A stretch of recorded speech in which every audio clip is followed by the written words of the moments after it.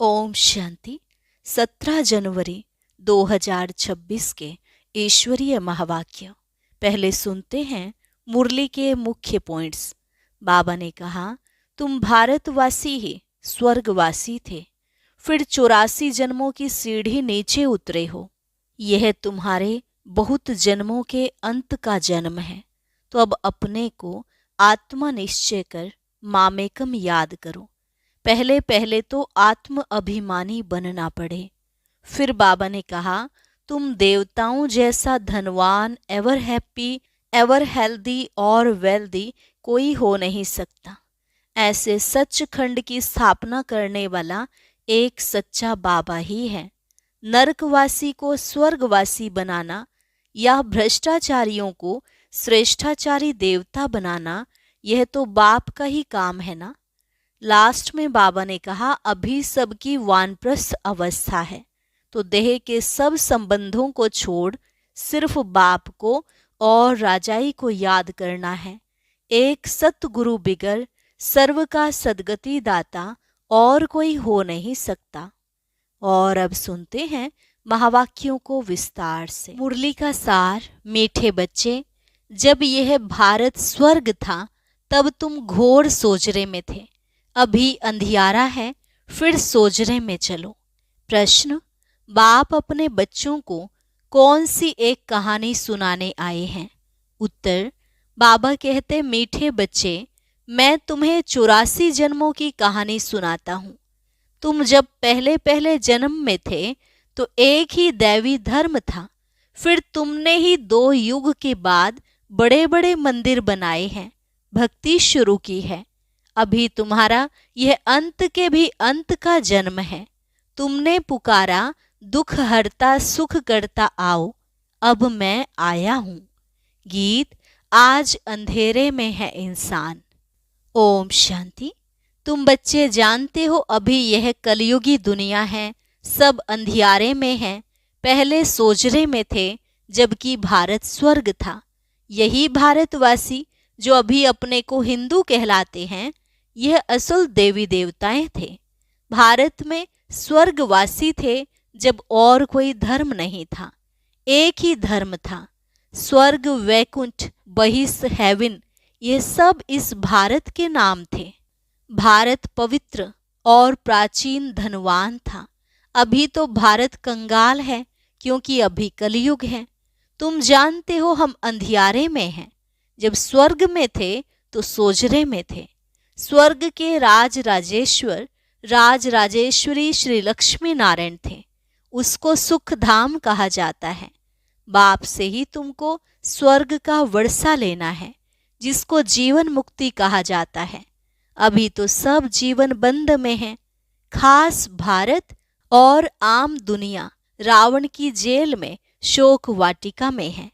वह तो सब हैं दंत कथाएं, गीता है मुख्य, सर्वशास्त्रमयी शिरोमणि श्रीमत अर्थात भगवान की सुनाई हुई है। भारत में मनुष्य तो कोई की सदगति कर नहीं सकते। सतयुग में थे जीवन मुक्त देवी देवताएं, जिन्होंने यह वर्षा कलयुग अंत में पाया था। भारतवासियों को यह पता नहीं है, न कोई शास्त्रों में है। शास्त्रों में है भक्ति मार्ग का ज्ञान। सदगति मार्ग का ज्ञान मनुष्य मात्र में बिल्कुल है नहीं। सब भक्ति सिखलाने वाले हैं। कहेंगे शास्त्र पढ़ो, दान पुण्य करो। यह भक्ति द्वापर से चली आती है। सतयुग और त्रेता में है ज्ञान की प्रालब्ध। ऐसे नहीं कि वहां भी यह ज्ञान चलता आता है। यह जो वर्षा भारत को था, वह बाप से संगम युग पर ही मिला था, जो फिर अभी तुमको मिल रहा है। भारतवासी जब नरकवासी बेहद दुखी बन जाते हैं, तब पुकारते हैं, हे पतित पावन, दुख हरता सुख करता। किसका? सर्व का। क्योंकि भारत खास, दुनिया आम, सब में 5 विकार हैं। बाप है पतित पावन। बाप कहते हैं, मैं कल्प कल्प कल्प के संगम पर आता हूँ, सर्व का सदगति दाता बनता हूँ। अहिल्याएं, गणिकाएं और जो गुरु लोग हैं, उन सब का उद्धार मुझे ही करना पड़ता है, क्योंकि यह तो है ही पतित दुनिया। पावन दुनिया सतयुग को कहा जाता है। भारत में इन लक्ष्मी नारायण का राज्य था। भारतवासी यह नहीं जानते कि यह स्वर्ग के मालिक थे। पतित खंड माना झूठ खंड, पावन खंड माना सच खंड। भारत पावन खंड था। यह भारत है अविनाशी खंड, जो कभी विनाश नहीं होता है। जब इनका लक्ष्मी नारायण का राज्य था तो और कोई खंड थे नहीं, वह सभी बाद में आते हैं। मनुष्यों ने तो कल्प लाखों वर्ष का लिख दिया है। बाप कहते हैं कल्प की आयु 5000 वर्ष है। वह फिर कह देते मनुष्य 84 लाख जन्म लेते हैं। मनुष्य को कुत्ता, बिल्ली, गधा आदि सब बना दिया है, परंतु कुत्ते बिल्ली का जन्म अलग है। 84 लाख वैरायटी है। मनुष्यों की तो वैरायटी एक ही है, उनके ही 84 जन्म हैं। बाप कहते हैं भारतवासी अपने धर्म को ड्रामा प्लान अनुसार भूल गए हैं। कलयुग अंत में बिल्कुल ही पतित बन पड़े हैं। फिर बाप संगम पर आकर पावन बनाते हैं। इसको कहा जाता है दुख धाम। फिर भारत सुख धाम होगा। बाप कहते हैं हे बच्चों, तुम भारतवासी स्वर्गवासी थे, फिर तुम 84 जन्मों की सीढ़ी उतरते हो। सतो से रजो तमो में जरूर आना है। तुम देवताओं जैसा धनवान, ever happy, ever healthy wealthy कोई नहीं होता। भारत कितना साहूकार था। हीरे जवाहरात तो पत्थरों मिसल थे। 2 युग बाद भक्ति मार्ग में इतने बड़े बड़े मंदिर बनाते हैं, वह भी कितने भारी मंदिर बनाए हैं। सोमनाथ का मंदिर बड़े से बड़ा था। सिर्फ एक मंदिर तो नहीं होगा ना, और भी राजाओं के मंदिर थे। कितना लूट कर ले गए हैं। बाप तुम बच्चों को स्मृति दिलाते हैं, तुमको कितना साहूकार बनाया था। तुम सर्वगुण संपन्न, 16 कला संपूर्ण थे, यथा महाराजा महारानी। उन्हों को भगवान भगवती भी कह सकते हैं, परंतु बाप ने समझाया है भगवान एक है, वह बाप है। सिर्फ ईश्वर व प्रभु कहने से भी याद नहीं आता कि वह सभी आत्माओं का बाप है। बाप कहानी बैठ सुनाते हैं। अभी तुम्हारे बहुत जन्मों के अंत का जन्म है, एक की बात नहीं है। न कोई युद्ध का मैदान आदि है। भारतवासी यह भूल गए हैं कि उन्हों का राज्य था। सतयुग की आयु लंबी कर देने से बहुत दूर ले गए हैं। बाप आकर समझाते हैं मनुष्य को भगवान नहीं कह सकते। मनुष्य किसी की सद्गति नहीं कर सकते। कहावत है सर्व का सद्गति दाता, पतितों का पावन करता एक है। एक ही सच्चा बाबा है जो सचखंड की स्थापना करने वाला है।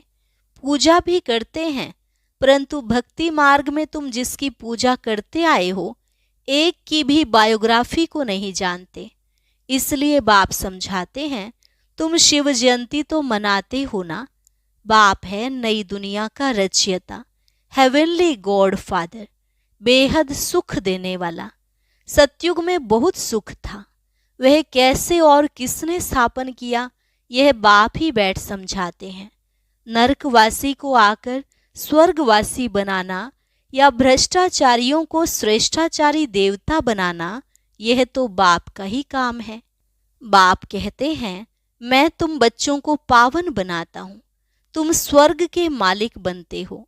तुमको पतित कौन बनाते हैं? यह रावण।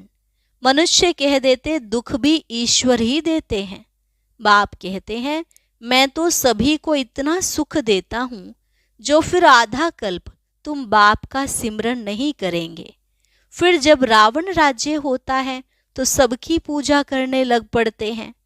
यह है तुम्हारा बहुत जन्मों के अंत का जन्म। कहते हैं बाबा कितने जन्म हमने लिए। बाबा कहते हैं मीठे मीठे भारतवासियों, हे आत्माओं, अब तुमको बेहद का वर्षा देता हूँ। बच्चे तुमने 84 जन्म लिए हैं, अभी तुम 21 जन्म के लिए बाप से वर्षा लेने आए हो। सभी तो इकट्ठे नहीं आएंगे। तुम ही सतयुग का सूर्यवंशी पद फिर से लेते हो, अर्थात सच्चे सत्य बाबा से, सत्य नर से नारायण बनने का ज्ञान सुनते हो। यह है ज्ञान, वह है भक्ति।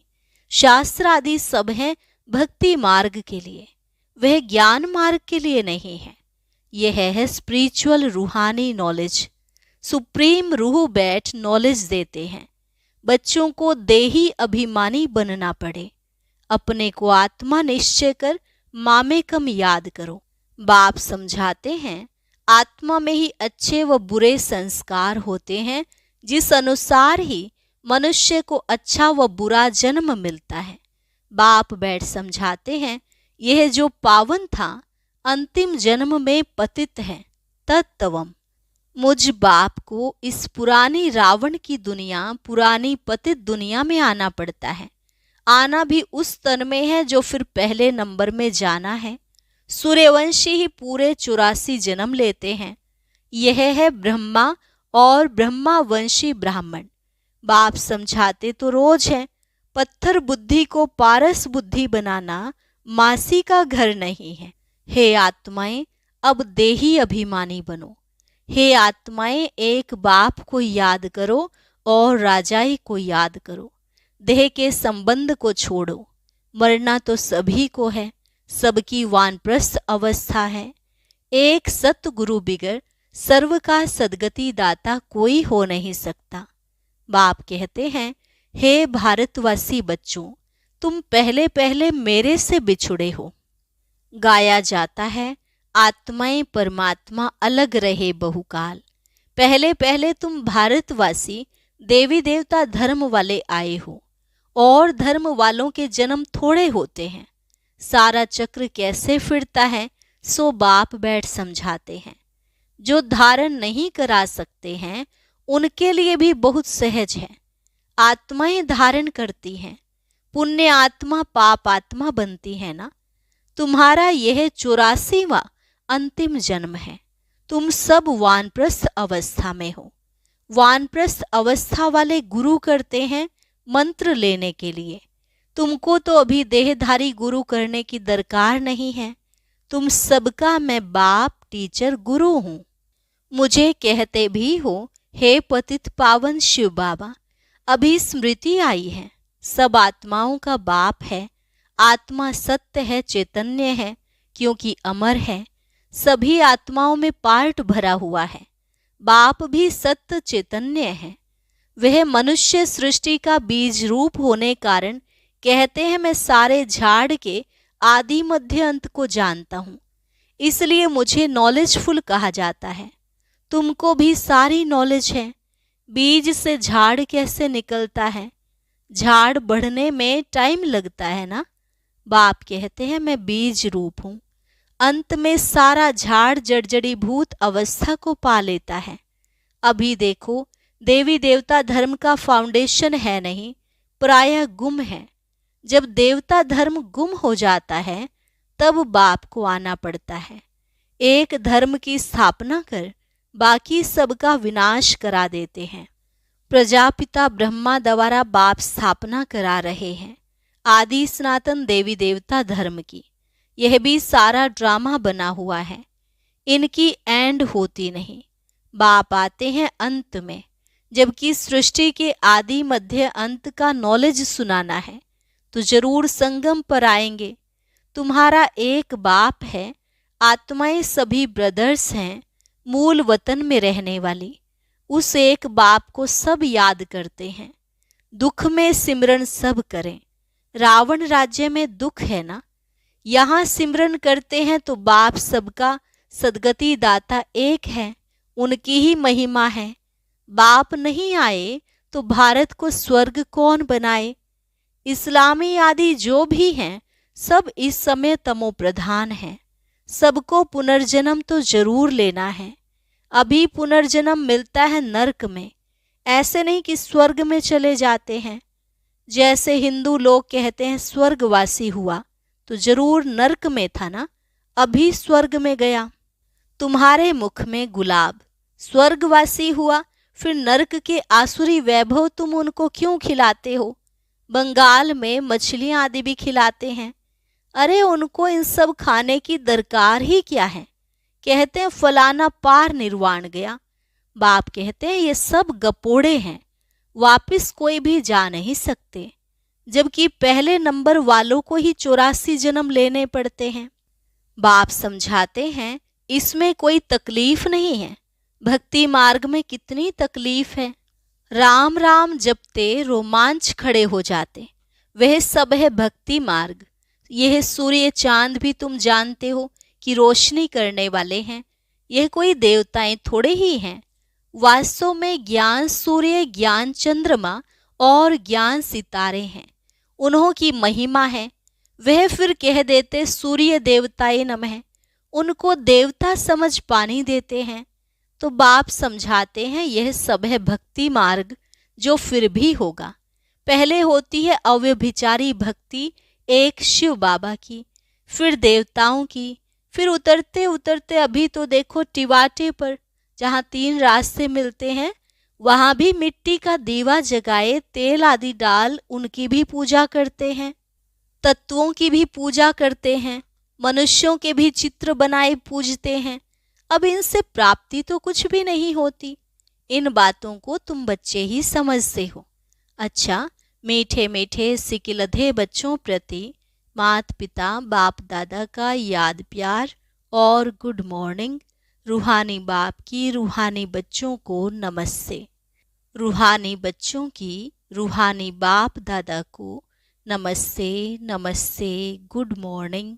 शुक्रिया बाबा, शुक्रिया। धारणा के लिए मुख्य सार। पहली पॉइंट, आत्मा से बुरे संस्कारों को निकालने के लिए देही अभिमानी रहने का अभ्यास करना है। यह अंतिम 84वां जन्म है, वानप्रस्थ अवस्था है, इसलिए पुण्य आत्मा बनने की मेहनत करनी है। देह के सब संबंधों को छोड़ एक बाप को और राजाई को याद करना है। बीज और झाड़ का ज्ञान सिमरन कर सदा हर्षित रहना है। वरदान, उपराम और एवर रेडी बन, बुद्धि द्वारा अशरीरीपन का अभ्यास करने वाले सर्व कलाओं में संपन्न भव। उपराम और एवर रेडी बन, बुद्धि द्वारा अशरीरीपन का अभ्यास करने वाले सर्व कलाओं में संपन्न भव। जैसे सर्कस में कला दिखाने वाले कलाबाज का हर कर्म कला बन जाता है, वे कलाबाज शरीर के कोई भी अंग को जैसे चाहे, जहां चाहे, जितना समय चाहे मोल्ड कर सकते हैं। यही कला है। आप बच्चे बुद्धि को जब चाहो, जितना समय, जहां स्थित करना चाहो वहां स्थित कर लो। यही सबसे बड़ी कला है। इस एक कला से 16 कला संपन्न बन जाएंगे। इसके लिए ऐसे उपराम और एवर रेडी बनो जो ऑर्डर प्रमाण 1 सेकंड में अशरीरी बन जाओ, युद्ध में समय ना जाए। स्लोगन, सरलता और सहनशीलता के गुण को धारण करने वाले ही सच्चे स्नेही और सहयोगी हैं। सरलता और सहनशीलता के गुण को धारण करने वाले ही सच्चे स्नेही और सहयोगी हैं। अव्यक्त इशारे, इस अव्यक्ति मास में बंधन मुक्त रहे जीवन मुक्त स्थिति का अनुभव करो। जो परमात्म ज्ञानी बच्चे हैं उन्हें ज्ञान का फल, मुक्ति और जीवन मुक्ति का वर्षा संगम पर ही प्राप्त होता है। ज्ञान अर्थात समझदार हर कर्म करते हुए सदा स्वयं को बंधन मुक्त, सर्व आकर्षणों से मुक्त बनाने की समझ रखता है। उनके हर संकल्प, बोल, कर्म, संबंध और संपर्क में मुक्ति, जीवन मुक्ति की स्टेज रहती है, जिसको न्यारा और प्यारा कहते हैं। अच्छा, और अभी सुनते हैं आज का अव्यक्त ज्ञान मोती।